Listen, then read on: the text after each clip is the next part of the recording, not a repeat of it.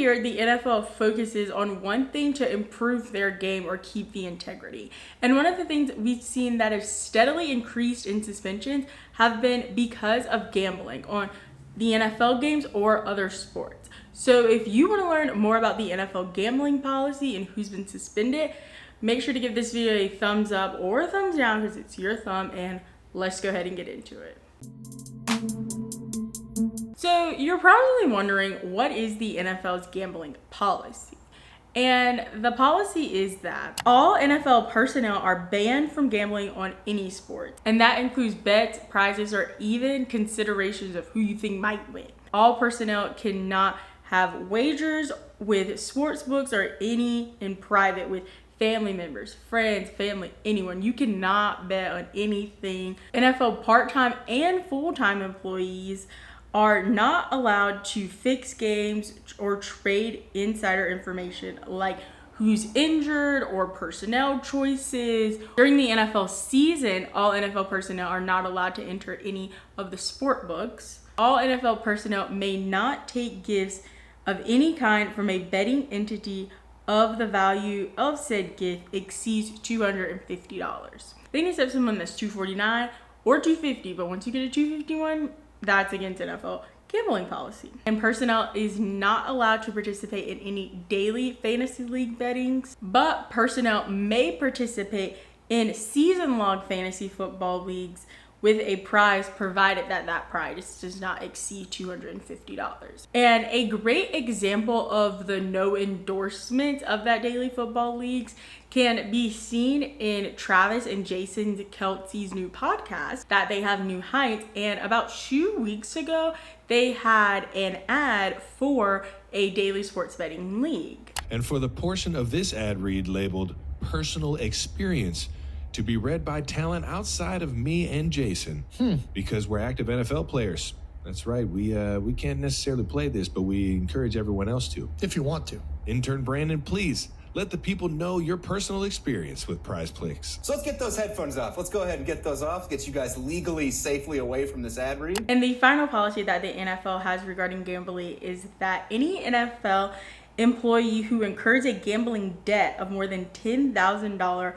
must notify the NFL security. And the NFL gambling policy is reviewed on the yearly basis by all NFL personnel, including players. The real suspensions, to me at least, really started coming down last year, as one of those famously things that happened last NFL season was that Calvin Ridley got suspended for the entire year due to him betting on games, as he bet more than $3,900 on 6 games, which included Falcons games. It is said that he was betting on his team to win, so that's not as bad as it could have been personally. But these bets took place when he was spending time away from the team as he was going through some personal things in November of the 2021 season. And some of the players that received suspensions for the 2023 season are Isaiah Rodgers, as most of his bets were between $20 and $50, and he placed a few bets on the Colts games, which was the team he played for. Now, he took full responsibilities for his actions, saying that he shouldn't have been doing this, but the Colts decided to give him the can and waive him anyway. Another Colts player who went through this is Rashad Berry, and he chose not to release any statement, and he also got waived for betting on games. As the Colts GM said that this is something they do not take lightly, and these are just the consequences for these players' actions because the Colts want to hold up the integrity of the NFL. And the next player is Shaka Toney, who is still on the team's roster. He was suspended for the entire season because he was gambling. And the final 3 players are Demetrius Taylor, CJ Moore, and Quintus Cephas, who were also released from their teams. Now, all of these players are eligible for reinstatement to play in the 2024 NFL season. Same thing happened with Calvin Ridley this offseason, as he was able to be reinstated and is now with the Jacksonville Jaguars. Now, there are 3 players this NFL season that just got game suspensions and not suspended for the entire season. This is because these athletes were not gambling on NFL games, but they were gambling within the facility, which is something you cannot do. You cannot gamble on any sport within a NFL facility. Those players are Jamison Williams, Stanley Berryhill Jr., and Nicholas Petit-Ferry. Sorry if I said your name wrong, Nicholas. All these players received 6-game suspensions, but Nicholas made a comment during training camp basically saying that he thinks there should be more transparency and clarity when it comes to what you can do considering gambling in the NFL, as these players are missing 6 games just because they were betting within a facility. And if they would have known this information, then they literally could have just drove a few minutes down the road and made those bets and being able to play in those first 6 games. But the problem that comes into gambling and sports betting when you have professional and even college sports is that everyone is reaping the money from these sports books that have these gambling sites, as the NFL has a partnership with literally 3 of the biggest sports bettors out there in DraftKings, FanDuel, and Caesars.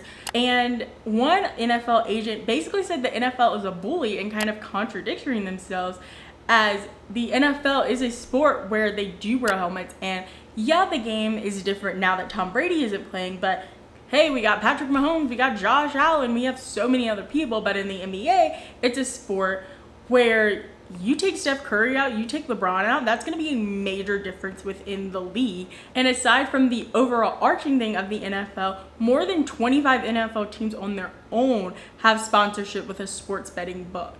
And that betting sponsorship money created a 40% increase in revenue for the NFL last season. And that is even seen now as DraftKings is the new title sponsor for NFL Red Zone. So it's like, you can put me on TV backing DraftKings, but if I made a little bit, then it'd be a different situation. Well, now that you know so much about sports betting and the issues that players have with the league, check out this video right here where I talked about all of the NFL running back drama and how they're not getting paid, as well as subscribe and hit the bell to be notified every time I post a new video, which are Mondays at 11 a.m. Eastern Standard Time. Let me know down in the comments below, how do you feel about this NFL gambling policy, as well as give this video a thumbs up or a thumbs down because it's still your thumb. And remember, don't be afraid to join the convo.